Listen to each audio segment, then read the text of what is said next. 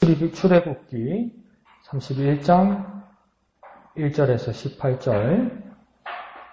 매일 성경은 10월 14일.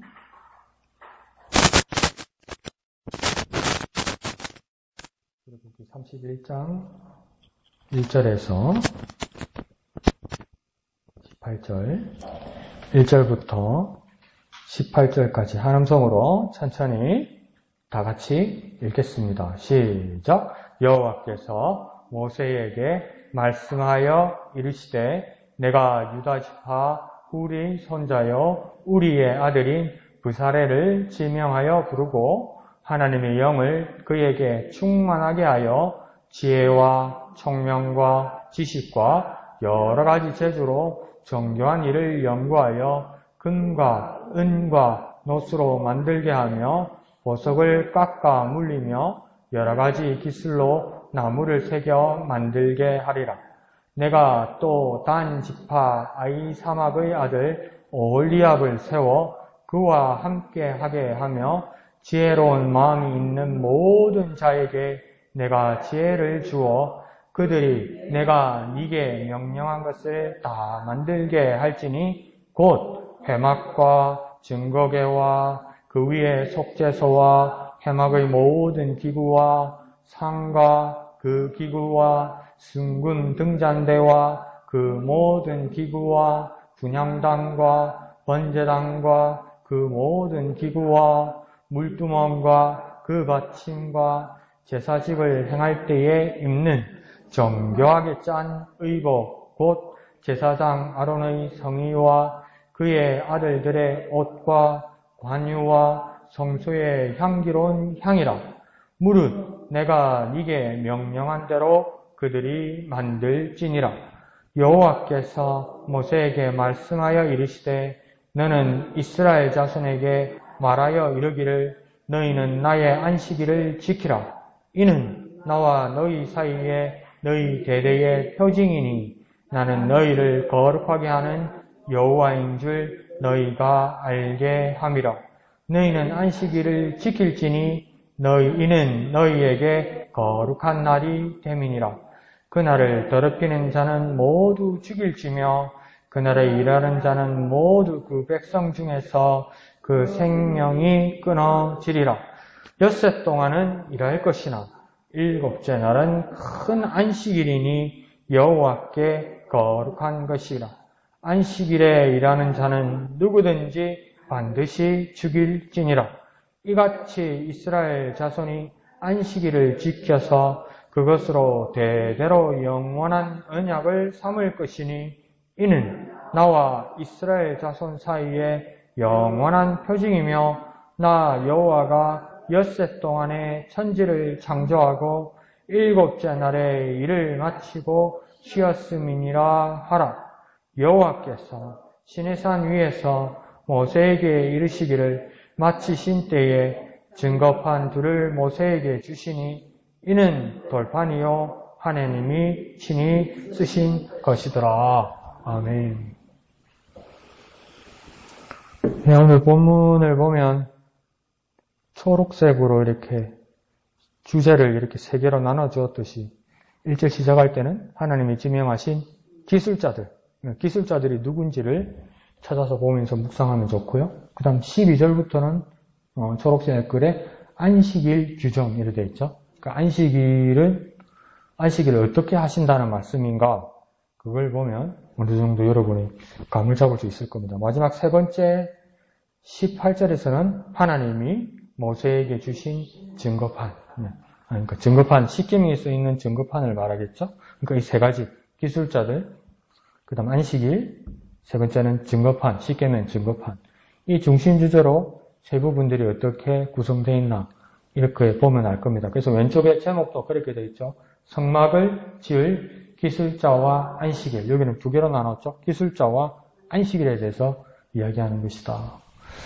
밑에 초록색 글 한번 읽어볼까요? 시작. 하나님은 성막과 그 속의 기물들을 만들 기술자들을 지명하시고 안식일을 지키라는 명령을 내리시며 성막에 관한 지침을 마무리하십니다. 그리고 돌판에 십계명을 새겨 모세에게 주십니다. 이 세 개로 말한 거죠. 기술자들, 안식일, 그 다음 맨 뒷줄에 십계명, 세 가지를 말한 겁니다. 그럼 이것을 우리 삶에서 어떻게 적용하고 이 말씀을 보면서 내가 무엇을 깨달았고 또 어떤 것 질문이나 의문 사항이 있고 묵상하는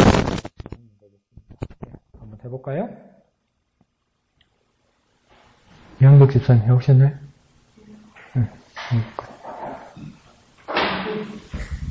네, 저는 이제 술을 기용하면서 오늘 말씀에는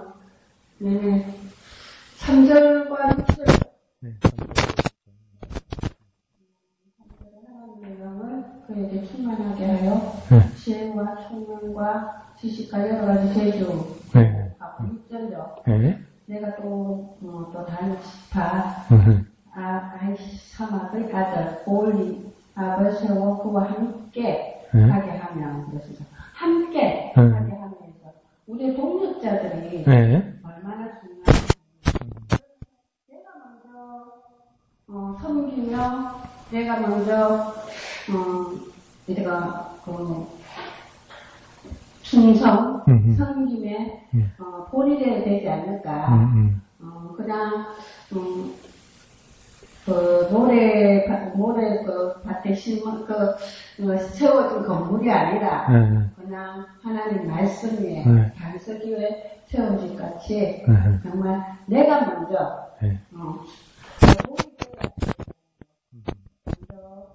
예배나 묵상이나 기도나 그렇지만 이것으로만 중요한 게 아니라 내가 서 있는 데서 내가 있는 곳에서 근무하는 데나 가정이나 이런 데서 내가 먼저 본이 되고 섬기고 하나님 뜻 안에서 하나님 말씀 안에 세워지면 가정이 돼야 되지 않을까. 그러면서 내가 먼저 세워지면서 우리 목양교회도 참 많은 이제 동력자들을 생각해보면서 그 한 사람 한 사람을 보면서 그래요. 기도하게 되고 같이 세워져서 같이 이제 우리가 2021년도에 우리 목표처럼 전능력이 회복될 수 있도록 정말 지금 준비해야 할 단계가 아닌가 그렇게 생각하고 있습니다. 네, 감사합니다. 그래서 먼저 내가 세워져야 하고 세워져서 본이 되면 우리 동력자도 나타날 것이고 그런 기대. 그래서 내가 먼저 내 자리에서 충성을 다하고 하면 또 동력자 나타난다. 그런 말씀인 것 같아요. 자, 그래서 처음에 세워진 사람은 부살레엘이었고 그래서 그의 동력자가 오홀리압이 되는 거죠. 그래서 여기서 여러분 잘 이해하셨죠? 두 번째 줄에 부살레엘이 어느 집안 사람이라고 해야 합니까? 유다 지파 사람이고 이제를 보면 훌의 손자고 우리의 아들 아닙니다. 우리의 아들입니다. 사람 이름이 우리입니다. 우리. 또 우리의 쌓지 말고 언제부터 이스라엘 사람 돼가지고 이름이 우리입니다. 우리. 근데 훌의 손자라고 이야기하잖아요. 부살레엘이. 그럼 훌이 누군지 기억납니까? 아말렉과의 전투할 때 하나님께서 시켜서 여호수아는 전쟁터로 나가고 산 위에 모세 보고 올라가라고 그래놓고 지팡이를 높이 들어라. 그 떨어지니까 전쟁이 지니까 옆에서 받쳐주던 두 사람이 한 사람이 아론이고 그 다음 또 한 사람이 누굽니까? 훌이죠. 훌. 그 사람의 손자가 지금 오늘 기술자로 나타난 부살레엘입니다. 부살레엘. 그래서 성경에는 정확하게 이야기하지 않는데 왜 모세도 레위 지파고 아론도 레위 지파 사람인데 이 유다 지파의 훌이라는 사람이 이렇게 부각이 될까? 근데 성경에는 훌이 자기 그러니까 친가 아버지 집 이야기를 하는데 어떤 외가나 자기 가족 집안을 이야기를 안 한단 말이에요. 근데 이스라엘 역사학자들의 설에 의하면 정확한 이야기는 아닌데 설에 의하면 훌이 미리암의 남편이라는 이야기가 있습니다. 미리암은 또 누굽니까? 모세 누나잖아요. 기억납니까? 그러니까 이렇게 이제 가족 관계가 구성된다고 보면 됩니다. 그래서 그 사람과, 근데 그 사람 혼자 일하는 게 아니고 하나님께서 도와주는 동력자로 오홀리압을 보낸 거죠. 그래서 오홀리압이 나타나더라. 그런데 6절도 잘 보면, 두 번째 줄에 보면, 하나님 그와 함께 하게 하며, 또 그 다음 지혜로운 마음이 있는 모든 자에게 내가 지혜를 준다. 하나님 그렇게 말하잖아요. 그러니까 오홀리압 밑으로 또 많은 재주 있고 지혜 있는 사람들이 같이 붙었다는 겁니다. 그러니까 부살렐에게 오홀리압이 붙고, 오홀리압에서 끝나는 것이 아니라 오홀리압의 뒤를 이어서 많은 재주 있는 사람들이 와서 돕더라는 겁니다. 그러면 오늘 그림을 보면 하나님 마음에 준비되어 있고 그림이 있고, 그 다음에 그걸 모세에게 하나님께서 말씀하시고, 모세는 또 정확하게 부살렐에게 그 설계도를 설명을 하고, 그 다음 부살렐과 오홀리압이 그 밑에 있는 기술자들을 이야기할 때 부살렐, 오홀리압이 다 만든 것이 아니라 부살렐, 오홀리압이 연구하고 그림을 그리고 어느 정도 견본을 보여주면 재주 있는 사람이 싹 따랐다는 거죠. 일사천리로. 그러니까 동력자들이 엄청 많이 붙었다는 거죠.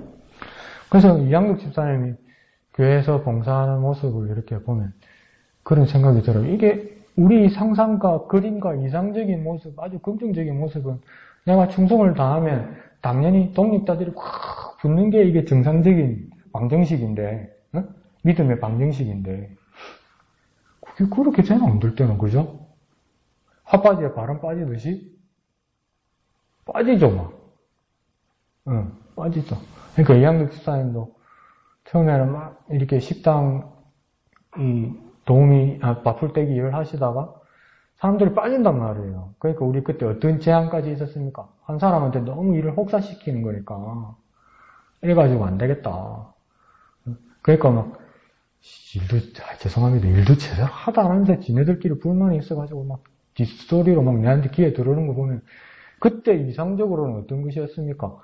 큰 밥이나 국은 이양덕 집사님, 이용희 집사님하고 나머지 반찬들은 다 이렇게 해오는 거였잖아요. 그게 뭔가 불만이 있는 거예요, 자꾸. 그 나중에 어떤 이야기까지 하냐면, 이제, 나름대로는 또 책임감 있는 사람이 뭘 이양덕 집사님이 시킨 건 아닌 것 같고, 뭐라냐면, 나는 교회도 요즘 잘 안 나오는데, 반찬은 왜 매주 갖다 바쳐야 되나, 이런 불만도 있었단 말이에요. 그런 불만이 나온다는 거니까 벌써 하기 싫다는 거거든요. 그럼 우리 교회는 뭡니까? 하기 싫은 거 축성하시고 그런 거 안 하잖아. 하기 싫으면 하지 말았잖아. 그러다 보니까 나중에 이양덕 집사님 일이 너무 가부하가 걸릴 것 같아서 우리가 어떻게 했습니까? 주일은 저녁 예배로 한번 돌려볼까 이런 안도 났었잖아요. 그래서 저녁 예배로 하자는 얘기가 나왔다가 이양덕 집사님이 답답해서 내가 고생해서 내가 하겠다 이렇게 된 거 아니에요. 그게 부엌 살림살이를 잘 모르는 남자 입장에서는 참 다행이다 이렇게 싶고, 혼자 사는 사람 입장에서는 주일날 교회 와서 점심이라도 편하고 맛있게 먹는 게 다행이라 싶으지만, 하는 사람은 얼마나 고생했습니까? 그죠? 하는 사람은 이게 밥 한두 숟가락, 숟가락 한두 개 더 올리는 게 아니고 내가 먹는 밥에. 이게 제가 왜 이야기를 하냐면, 이 그림에서는 동력자가 확 붙는다고요. 근데 우리는 또 살다 보면 쑥 빠질 때도 있다고요. 쑥 빠질 때도 있다고요. 그러면 우리 어떻게 되냐? 가만 다 제법이죠. 이렇게 돼야 되냐? 안 그러면 우리 목사님들, 우리 동기들 하는 말로 아무리 힘들고 어려워도 버티는 게 믿음이다. 그게 맞느냐? 그런 질문도 이양덕 집사님한테 물어보고 싶어요. 동력자가 빠지면 어떻게 해야 됩니까? 집사님 생각에는 어떻게 했습니까? 저는 그게 가장 생각이 나요. 제가 어머니가 쓰러지기 전에도 제가 딸에는 어머니가 엄청 준비를 많이 했어요. 작년에 이제 쓰러지기 전에는 이제 보니까 제 마지막 생일상을 차려준 거죠. 작년에 그죠? 근데 막 며칠 전부터 준비를 한 거예요. 그런데도 나이가 들고 몸이 아프니까 손이 너무 느린 거라 손이. 자기 계획에는 새벽에 밥을 다 해가지고 아들 아침 생일상을 주고 싶었는데 그렇게 애를 쓰는데 손이 너무 느린 거예요. 그래서 내 생일상을 그날 저녁에 받았어요. 네. 근데 그걸 내가 뒤에 그렇게 하지 말라고 말리도 하더라고. 근데 그걸 내가 뒤에서 보면서 마음이 너무 죄송합니다. 불안하더라고. 앞으로가 불안하다 싶어서 그때 내가 작년에 내가 이기적으로 기도한 딱 3가지가 있어요. 나중에 너무 두려워서 한 기도 3가지가 뭐냐면 딱 3가지밖에 없어요. 교회, 엄마, 나 요거밖에 안 했어요. 교회, 엄마, 나. 이기적인 기도 3가지. 교회, 엄마, 나. 교회, 엄마, 나. 교회, 엄마, 나. 이것만 했다고. 근데 그때 뭐 하나 구가락거리고 뭐 도마질 하는데도 손이 팍 떨리는 게 보이더라고. 근데 내가 왜 이야기를 하냐면 영희 집사님이 살아계실 때 교회에서 김장할 때 보면 막 몸은 가볍고 근데 이제 막 마음은 막 더 나서고 싶고 이러니까 막 큰 김치통에다가 이렇게 젓다가 어르신이 팔이 짧으니까 그 상에 휙 올라가가지고 확 몸으로 젓더라고. 그때만 해도 건강이 엄청 좋으셨죠. 근데 어느 순간에 도마질을 하는데 양손이 다 떨리는 게 보이더라고요. 그런데 그걸 하도 오래 부엌 살림을 하셔놓으니까 그 감각으로 쓰더라고요. 감각으로. 손을 뜨는데 어떻게 도마질을 합니까? 말도 안 되지. 근데 그걸 감각으로 하더라고요. 그래서 내가, 그걸 말도 안 하고 딱 보면서, 그 마음이 복잡미묘하다. 그걸 저희 어머니 손에서도 봤거든요. 근데 제가 왜 이렇게 길게 이야기하냐면, 어느 순간에 이용희 집사님이 우리 교회 부엌 살림의 주도자였지만 어느 순간에 기력이 떨어지면서 이양득 집사님이 주도자가 되고 이용희 집사님이 이양득 집사님의 도움이 동력자가 되었죠. 근데 그 동력자가 예기치 않게 이제 이렇게 빠지게 된단 말이에요. 그것도 가장 살갑고 가까웠던 사람들이. 안 그러면 우리가 다른 사역에서도 나에게 가장 친밀했던 동력자들이 예기치 않게 안 그러면 뭐 감정이 상하거나 빠지게 된단 말이에요. 그때 솔직히 여쭤보게 그때 마음은 어땠으며 다른 사역이라도 다른 일이라도 또 그만두고 싶지 않았었나 나 혼자로는 뭐 그런 생각 든 적 없어요? 무슨 말을 제일 어렵게 하고 싶으나?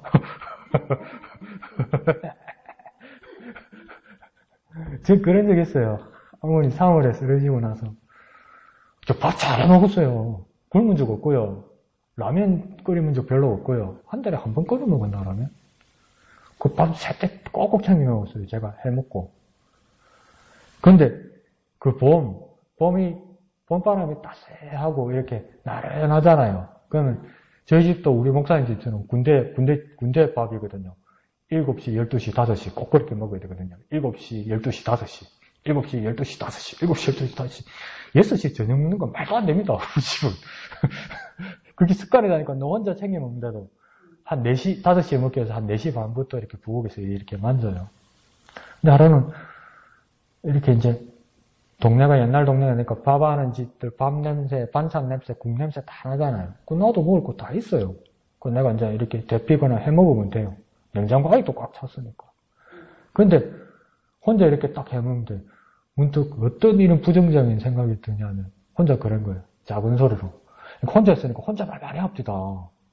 그러면서 뭐냐면 나 혼자 어떡하라고 이런 말을 했었어요. 네. 그게 어머니를 원망하는 마음 같지도 않고 안타까운 마음인가? 그게 뭐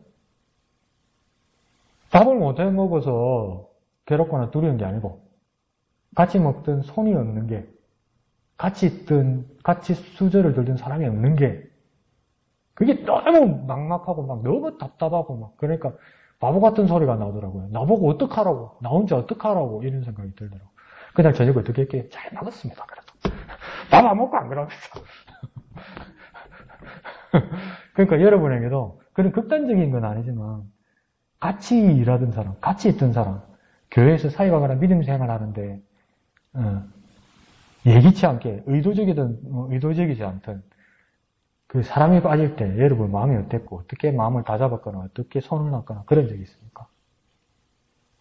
한번 이야기해 볼까요? 쉽게 말해서 동력자가 없어질 때 어떻던가요?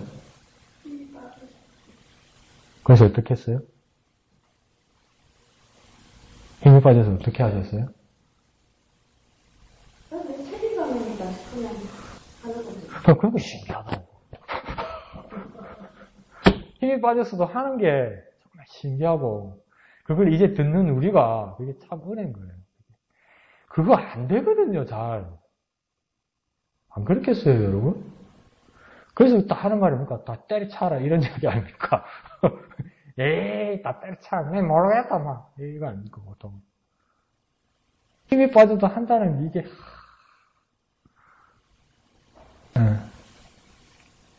이렇게 성막을 짓고 나중에 성전까지 짓잖아요. 기술자들이 생겨서.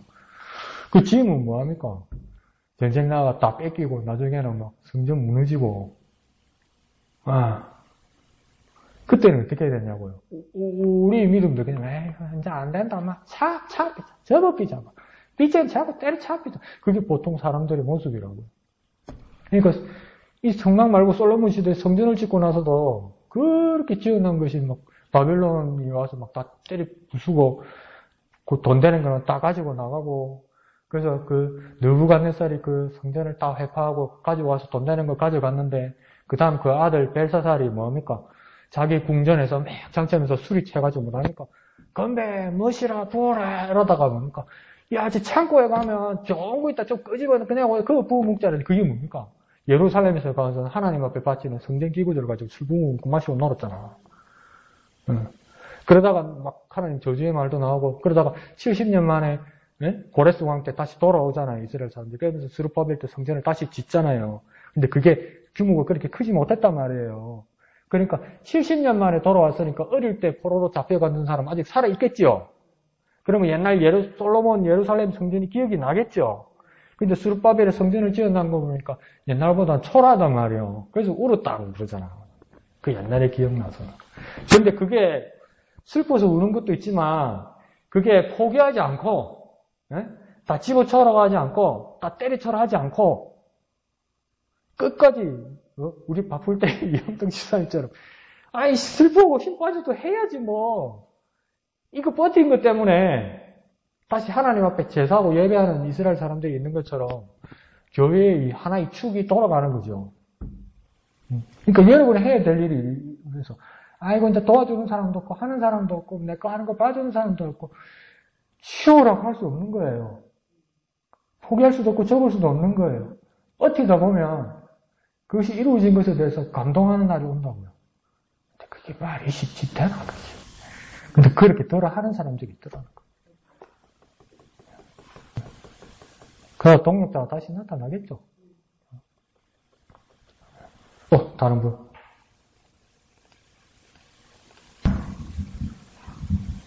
저는 그 2절에 보니까 할례를 지명하여 불렀다라고 하는 거. 그리고 6절에 보니까 오홀리압을 세웠다라고 하는 거. 하나님께서 우리들을 일꾼 삼으실 때 하고 싶은 사람, 뭐 자원하는 사람 하나님께서 그렇게도 쓰시기도 하시지만 할례는 지명하여 세우시고 부르시고 하시는 그러한 일들이 있음을 이렇게 보게 됐고요. 또한 부르신 그들에게 능력을 공급해 주셨다는 거죠.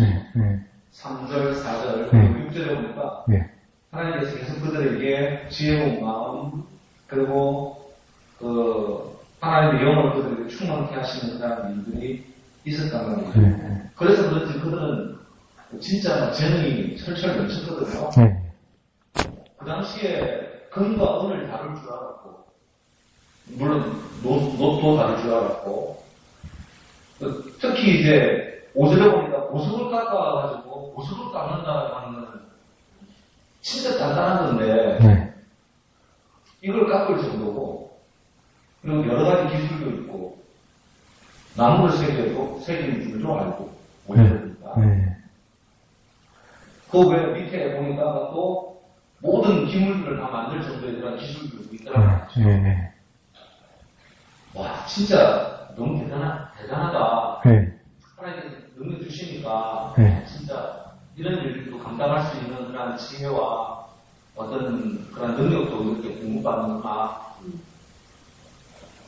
그러면서 저한테 이렇게 좀 다가온 것은 11절에 내가 네게 명령한 대로 그들이 만들지어라.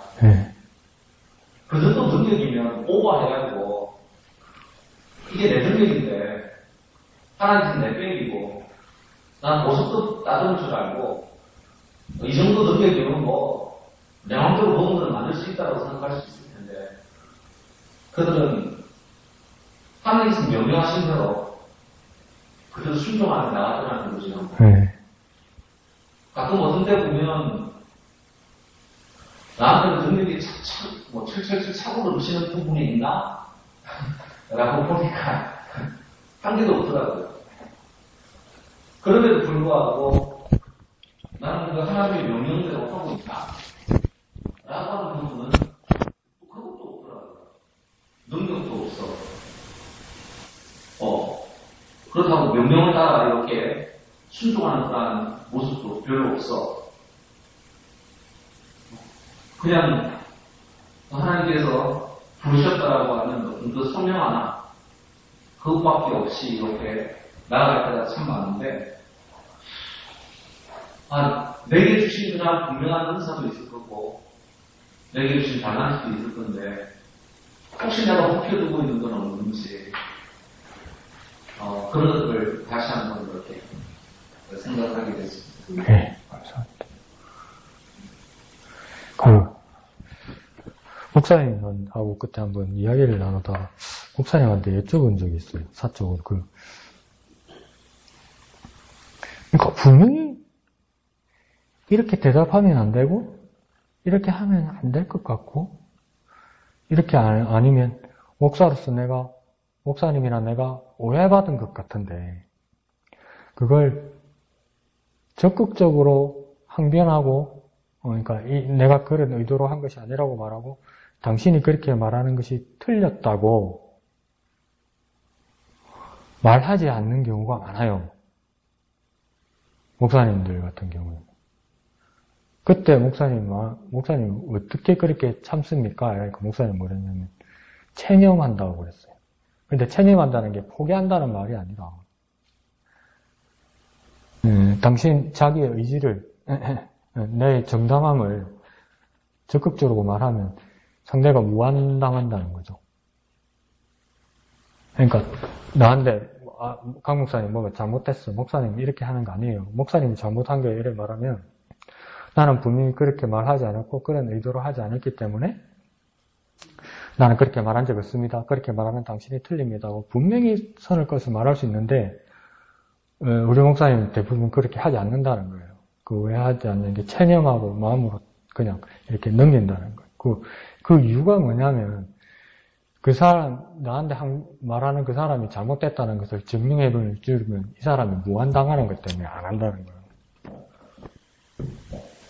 근데 그걸 자꾸 체념하는 것을 관찰자 입장에서 다른 사람들이 보면 못해서 할 줄 몰라서 못하는 줄 안다는 거죠.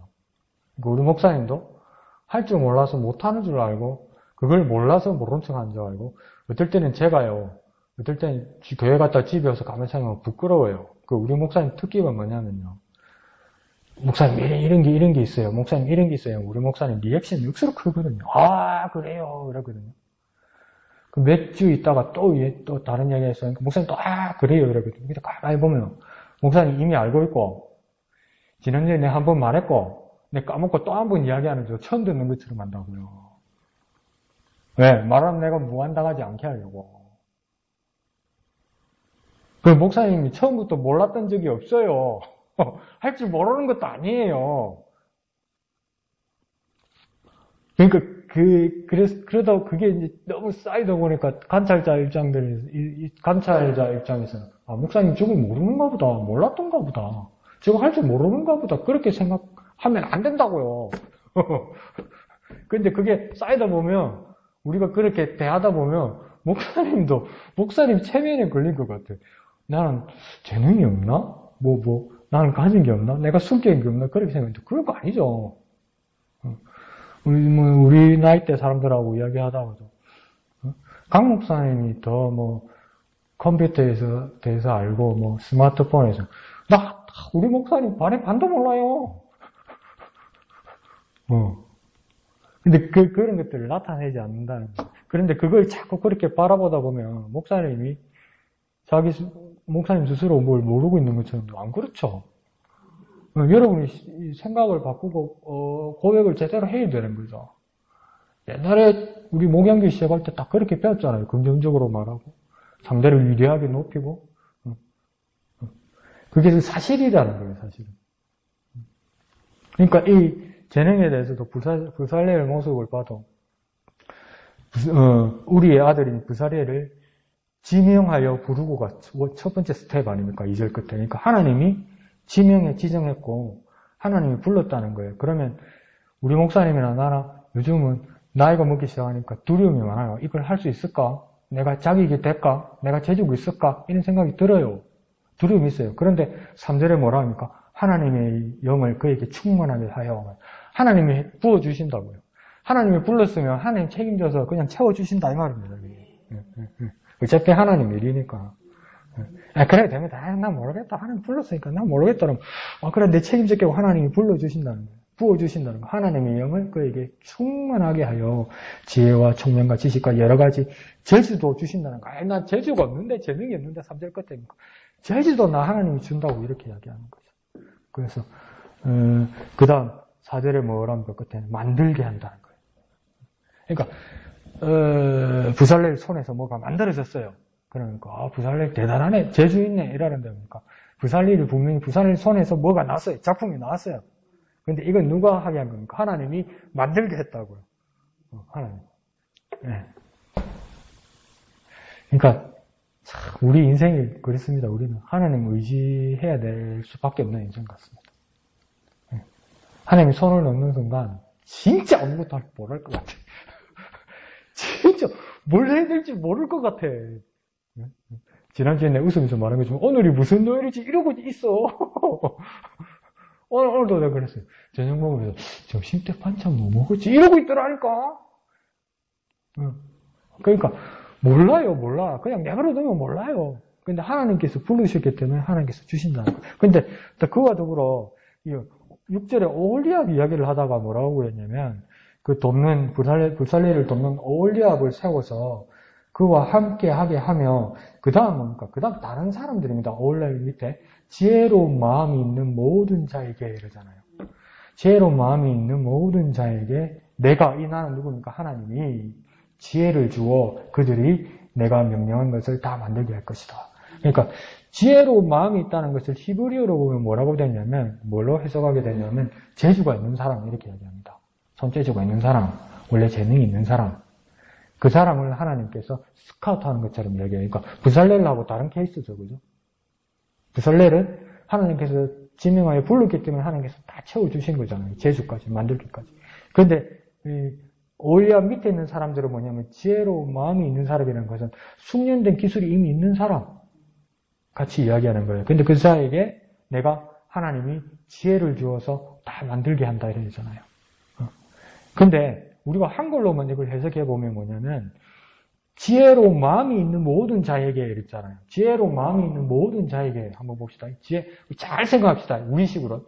지혜로운 마음이 있는 모든 자에게 할 때는 이 지혜로운 마음이 있는 자는 이미 지혜가 있는 자입니까? 아직은 지혜가 없는 자입니까? 우리 한국말로 하면. 지혜로운 마음이 있는 자다. 이 사람은 이미 지혜가 있는 자입니까? 아직은 지혜가 없는 자입니까? 있는 자라고. 그러면 한번 물어볼게요. 마음은 빤한데 안 된다 이런 거 있죠. 그럼 그건 된 겁니까? 아직 안 된 겁니까? 아직 안 된 거죠. 자, 다시 물어볼게요. 지혜로운 마음이 있는 자면 아직은 지혜가 없는 겁니까? 이미 지혜가 있는 겁니까? 네, 아직 지혜 없는 사람이죠. 그렇게 되는 거죠. 그러니까 지혜롭고 싶은 마음은 있는 거죠. 그죠? 지혜라는 실물은 아직 없는 거죠. 지혜롭고 싶은 모든 자에게 뭡니까? 누가 지혜를 준다고 이야기합니까? 하나님이 지혜를 주신다는 거예요. 마음은 빤한데 안 돼. 근데 하나님 오셔서 딱 되게 해주신다 이 말입니다. 니 그래 해석하는 게 맞나? 이러면 전 확신은 없습니다.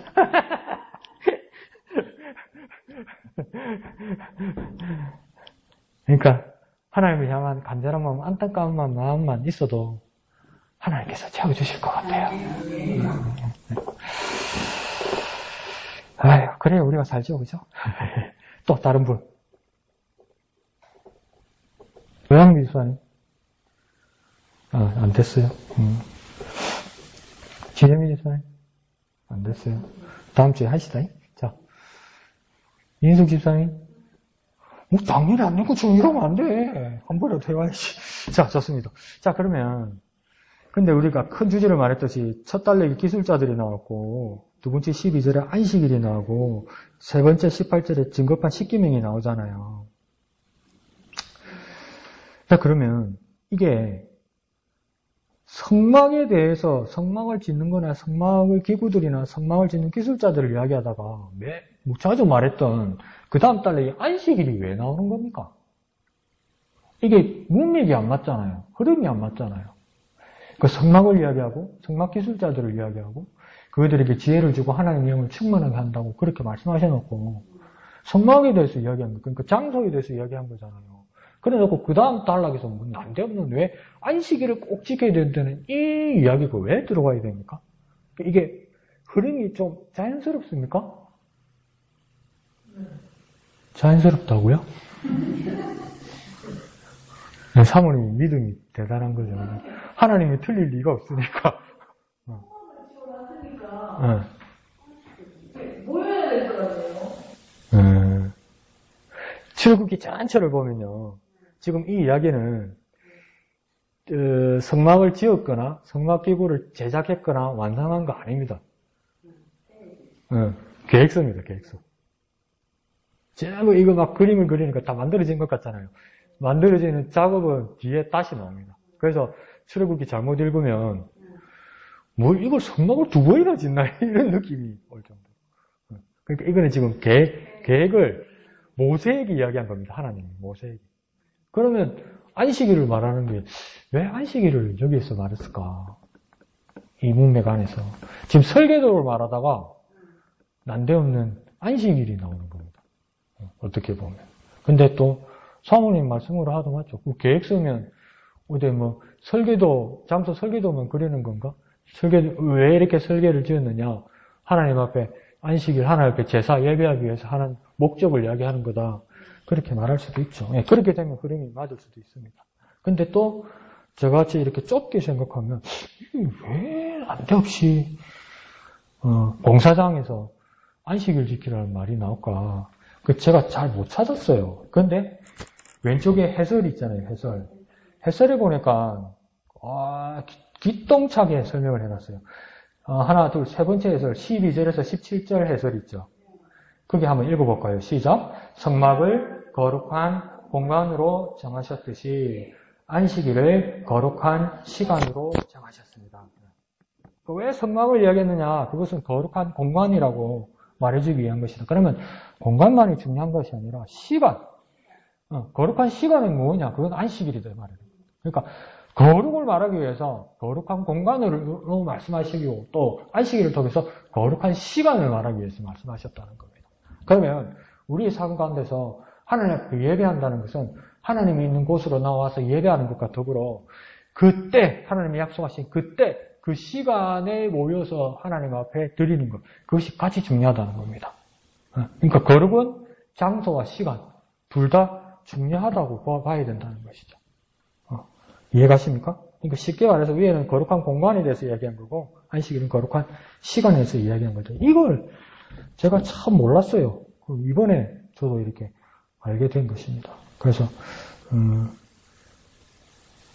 교제하는 하나님과의 시간, 장소 다 중요하다는 겁니다. 하나님과 교제하는 장소 그것도 중요하고 하나님과 교제하는 그 시간도 정말 중요하다는 겁니다. 그러니까 하나님과 교제하기 위해서는 떼놔야 되죠. 그러니까 이렇게 막 죄송합니다. 젊은 애들 말로 핫플레이스, 뭐 카페나 커피 전문점 이런 데 막 손님 많고 인기 많은데 그가 친구들하고 앉아 있으면 그 정신 없는 애들 있거든요. 같이 나하고 앉아 있어도 친구 같이 앉는데도 내하고 이야기하다가 계속 스마트폰 하고 이야기하다가 끊어지면 스마트폰 하고 또 그러니까 스마트폰 하다가 또 예쁜 아가씨들이랑 그 눈 팔리고 그래서 그래놓고 그러니까 나하고 이야기하고 나하고 만났다고 이야기하죠. 만난 겁니까? 제대로 이야기한 겁니까? 기분 나쁘죠? 앉아있는 나요. 그와 마찬가지. 그러고 만약에 남녀, 연인이나 부부가 왔는데 남편이나 남자친구가 다른 여자 눈 쑥 돌아와 봐요. 정말 빵 맞지, 뭐. 그와 마찬가지로 내가 만약에 하나님 앞에, 거룩한 하나님 앞에 나아가는 거라면 구분된 장소가 있어야 되고, 다른데 정신 팔리지 않는 시간을 딱 떼놔야 된다고요, 이게. 그러니까 그게 내가 요즘은 신뢰를 못 하겠다고. 기도하십니까? 예, 기도합니다. 얼만큼 어디서 기도합니까? 내 삶이 기도입니다. 모든 자리를 기도입니다. 기도 한 번도 안 한다는 이야기예요, 그게. 막 섞여가지고. 근데 그러니까 딱 떼어 넣어서 큐티하십니까? 예, 합니다. 근데 뭡니까? 책은 깨끗해. 마음이 깨끗해서 그런가 봐. 영혼이 맑아서 그런가 봐. 책도 깨끗해. 그 하나님 말씀이 항상 나와 함께 하기 때문에 그렇대. 뭐 안 해놓고 뭐 말을 그런 식으로 해. 근데 그러니까 여기서는 뭡니까? 시간도, 자리도 거룩한 곳으로 떼놔야 된다는 거죠. 그래서 12절에서 17절까지 이렇게 반복되는 게 뭐냐면 아주 두 번째 절에 안식일을 지키라 이렇게 돼 있죠. 또 14절에 시작할 때 안식일을 지킬지니 이렇게 돼 있어요. 그리고 또 16절에 가면 안식일을 지켜서 이렇게 이야기하는 거예요. 그런데 안식일을 지키려 하는 이유가 두 번 나옵니다. 14절 중간에 보면 너희에게 거룩한 날이 됨이라. 15절 두 번째 절에 나오니까 여호와께 거룩한 것이라. 그러니까 안식일은 뭡니까? 지켜야 하는 것이고 지켜야 하는 이유는 뭐냐면 그 날은 거룩하기 때문에 그렇다는 겁니다. 근데 그 거룩한 것이 우리에게 거룩한 것뿐만 아니라 누구에게요? 하나님에게도 거룩한 거라는 겁니다. 거룩한 날이라는 겁니다. 그러니까 이 거룩을 지키기 위해서 안식일을 지킨다는 겁니다. 오늘 우리가 말하면 뭡니까? 하나님 앞에 예배하는 그 날과 그 시간을 거룩하게 지켜야 된다는 겁니다. 왜? 그 날을 지켜야 되는 이유는 하나님이 거룩하시고 우리를 거룩하게 하시는 날이기 때문에 지켜야 한다 이렇게 이야기하는 겁니다. 그러면 안식일을 어떻게 지키는 겁니까? 어떻게 지키는 겁니까? 여러분이 주일을 지키는 방법은 뭡니까? 개인적으로 여러분이 주일을 지키는 방법은 어떻습니까? 뭡니까? 어떻게 합니까? 또 말씀을 따라 기도를 이러지 말고 여러분 주일을 어떻게 지킵니까? 여러분의 방법, 노하우 어떤 거 있습니까? 휴식? 안 하고 운동도 하고. 또? 못했던 거 정리하고. 또? 예전에 저희 어머니 아버님 토요일날 목욕을 하셨어요. 주일 전날 목욕하는 거. 미리 빨리 하고 있으면 미리 빨리 그리고 헌금도 다 봉투에 다 준비하셔가지고 미리 집에서부터 다 준비해갖고 옷도 깨끗한 옷 중요하죠. 진짜 중요하죠. 그렇게 행동하는 게 뭡니까? 그렇게 준비하는 게 뭡니까? 뭐가 있기 때문에 하는 겁니까? 마음이 있기 때문에 하는 거예요. 그 마음을 표현하는 거예요. 목사님 그게 중요합니까? 어떤 분에게 중요하지 않을 수 있지만 어떤 분들에게는 중요하고 그걸 바라보는 사람에게 기감이 될 수도 있는 거예요. 그게 절대적이다고 말할 수는 없지만. 그러니까 오해해서 잘못하기도 하죠. 우리 목사님 사모님 때도 가르쳤고 저도 가르치셨던 구약학 엄은식 교수님 그분이 경북 어디더라? 저 기계면 어느 군 기계면 완전 저 시골 깡촌에서 태어나셨어요. 그러니까 교회도 드물죠. 그 옛날에 그 시골에. 그러니까 교회를 가려면 새벽 몇 시에 일어나야 된다더라? 어머님이 막 걸어서 가는 거예요. 걸어서. 갔다 오고 이래요. 근데 하루는 목사님이, 이 엄은식 교수님 어머님에게 그랬다는 거예요. 며칠 날, 무슨 요일 날, 집사님 댁에 제가 신방을 가려는데 가도 되겠냐고 그랬다는 거예요. 그러니까 그러시라고. 그 목사님 기다리겠다고. 그러니까 이게 큰 행사인 거예요. 신방 오신다는 게. 네? 그래서 이 교수님 어머님이 어떻게 했냐. 이날로부터 이날까지는 우리 교회 목사님 들어오기 전에 우리 집에 아무도 못 들어온다 이거요. 그게 좀 뭐가 섞인 거지만, 그죠? 아무도 못 들어온다. 그러니까, 죄송합니다. 우리 목사님이 우리 집 대문을 마시하기 전에는 아무도 못 들어온다. 이렇게 돼가지고 어떻게 때문에다가 끈줄로 치는 기라. 우리 목사님 들어오기 전에 아무도 못 들어온다. 그러니까 그 어릴 때지만 음식 교수님 난리가 났죠. 엄마 이게 뭐 하는 짓이냐고. 이게 미신도 아니고 이게 뭐 하는 짓이냐고. 응? 응? 무슨 귀신 맞이하냐고. 조상신 맞이하냐고. 이게 뭐 하는 짓이냐고. 여러분 한번 없죠. 잘못된 거죠. 네? 근데 그때도 그랬고 젊어서 학생들을 가르칠 때도 자기 어머니가 잘못됐다고 생각했대요. 근데 이분이 은퇴하시고 나이 70 넘어서 우리에게 가르치시면서 뭘 했냐면 그때 내 어릴 때 우리 엄마가 잘못됐다고 우리 엄마한테 내가 타박도 주고 이랬는데 그게 잘못된 건 맞는데 엄마 마음을 알겠다는 거예요. 왜 그랬는지. 여러분 한번 물어봅시다. 왜 그런 것 같습니까? 그럼 우리 또 그러죠. 머리 좋으니까. 뭘 몰라서 안 그랬습니까? 왜 그런 겁니까? 그 마음을 안다는 뜻이 뭘까요?